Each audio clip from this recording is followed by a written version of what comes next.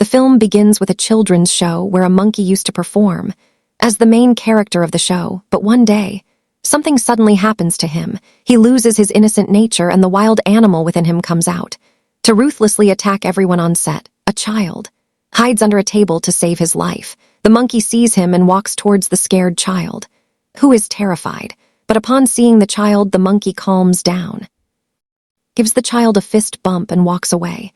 After that day, the show ends, and many years pass. Now we see an old man in the countryside, training horses for a movie set. Suddenly, strange objects start raining from the sky. A coin falls fast and hits the old man right in the head, killing him instantly. His son OJ, who was standing nearby, is shocked by what happened to his father. The doctors comfort him and say it was a freak accident.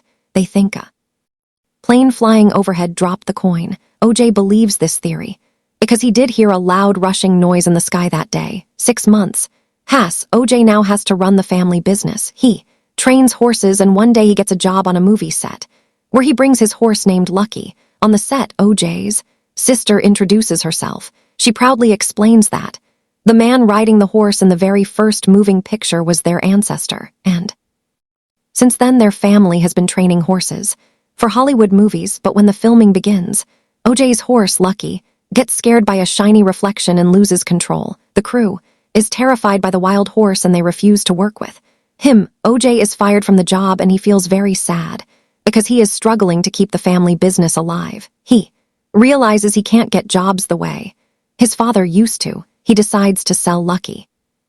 He takes the horse to a nearby theme park where he meets Ricky. It turns out that Ricky was the child who survived the monkey attack years ago. Ricky tells everyone who visits him the story of that day, explaining how he survived the tragedy. Now, he is a successful adult with his own theme park. He tells OJ, "I can buy your entire stable of horses." But OJ only wants to sell one horse, so he leaves. However, OJ's sister wanted to sell the ranch for money. Later, they are at home at night when the lights start flickering. They hear a scary sound outside. One of the horses breaks free and runs away. OJ quickly gets into his truck to chase the horse. But then he sees a strange object in the sky. It looks like a UFO. OJ is completely shocked by this. The UFO disappears very fast, and OJ notices that the power comes back on as soon as the UFO leaves. He realizes the UFO causes a power outage whenever it comes near. He quickly goes back and tells his sister about the UFO he saw. His sister gets very excited and tells him that if they capture a clear video of it, they can sell it to the media and get rich. So they make a plan to film the UFO. Since they can't stay awake all night, they decide to install security cameras at their house. The very next day, a technician arrives to set up the cameras, and he finds it very strange that they want the cameras pointing up at the sky instead of around the house. The tech worker suspects that they saw something strange in the sky because he is curious.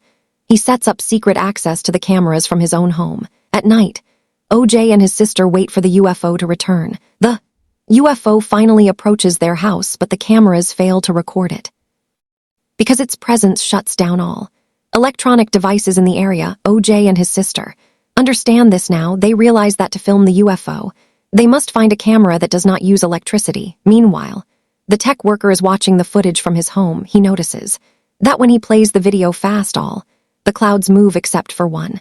There must be something hiding in it. He goes to OJ's house to tell them this. OJ and his sister explain that it is a UFO, but a picture of a cloud isn't enough proof for the world. The tech agrees and says no one will believe them, so they must find a better way. At the theme park, Ricky is hosting a live show for a big crowd. He claims he can make large things disappear. Today he plans to offer the horse he bought from OJ to the UFO. A large crowd is watching.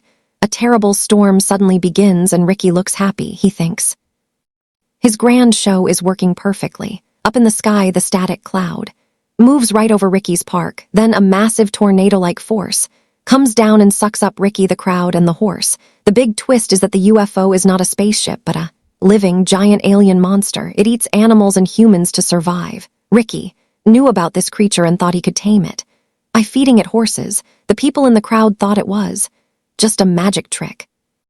But the hungry alien is out of control, and it swallows Ricky and his audience. The remaining people run for their lives. By the evening, the theme park is completely empty. When OJ comes looking for his horse, The alien is hovering there as soon as it spots OJ. It rushes toward him. OJ hides under a small roof to escape, but he bumps his head hard and faints. The alien cannot see him inside, so it leaves. Later, when OJ wakes up, he quickly drives away. On his way, he calls his sister and says, "The UFO is not a ship, it is a giant flying predator that eats animals and people." He warns her that it ate the people at the park and is hunting him. He says he is coming home fast. Just as he hangs up, his sister hears a terrifying noise outside. The alien is now hovering right above their house. It doesn't attack her, but it starts dumping items onto their roof.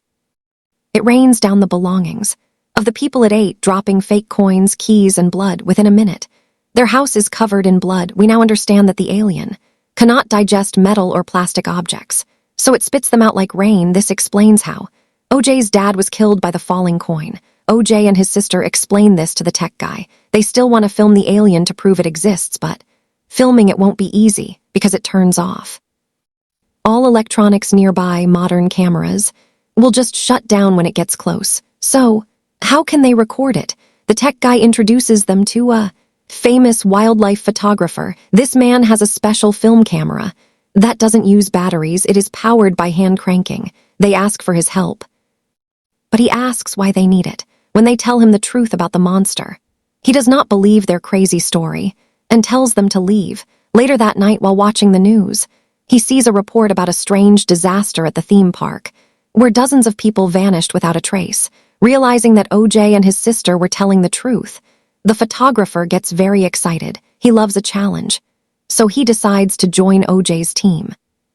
He brings his special camera to their ranch, and they set up a trap near the house. Knowing the alien is nearby, they install several inflatable tube men. Since these need electricity, they will shut down when the monster gets close, acting as an alarm. After setting up, they wait for the creature to appear. Suddenly, OJ's sister sees a man on a motorcycle riding toward the dangerous theme park, where the alien usually hunts. She runs over to stop him.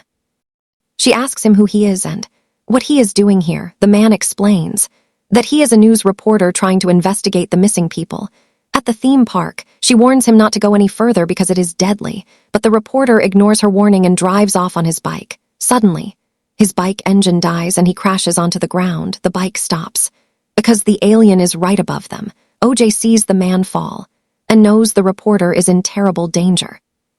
If he stays there, the alien will suck him up. OJ rides his horse out to save the injured man, but it's too late. The alien eats the reporter. Meanwhile, on a nearby hill, the wildlife photographer is filming the entire attack. By cranking his special camera, he gets amazing footage, but he becomes obsessed with getting an impossible shot inside the alien. So, he walks directly under the monster. He does not realize how powerful alien's pulling force really is. The creature sucks up the photographer as well. Now he is dead, leaving OJ, his sister, and the tech guy to fight alone. The angry alien transforms its body into a giant parachute-like shape and chases OJ's sister. She runs as fast as she can to survive and manages to reach the fallen reporter's motorcycle. She jumps on the bike and desperately tries to start the engine. Luckily, the bike starts because she is just far away enough from the alien's energy field. She rides fast into the abandoned theme park and unties a giant balloon mascot, letting it float into the sky. The alien thinks the huge balloon is a meal. It flies over to the balloon and completely swallows it whole, while the monster is distracted by trying to eat the giant balloon. OJ's sister uses the theme park's old analog attraction camera to take a photo. It works because it is a manual wind-up camera. Looking up at the sky, she finally captures a perfectly clear picture of the creature. Suddenly, the giant balloon inside the alien pops, releasing highly pressurized gas. The intense pressure causes a massive explosion, blowing the alien apart right before her eyes, killing the monster for good. She breathes a sigh of relief and sits down, completely exhausted. Through the fog, she sees OJ on his horse, alive and safe. Even though they had suffered so much, their mission was complete. They finally had the perfect picture of the alien, which would bring them fame and fortune. The movie ends with the brother and sister victorious.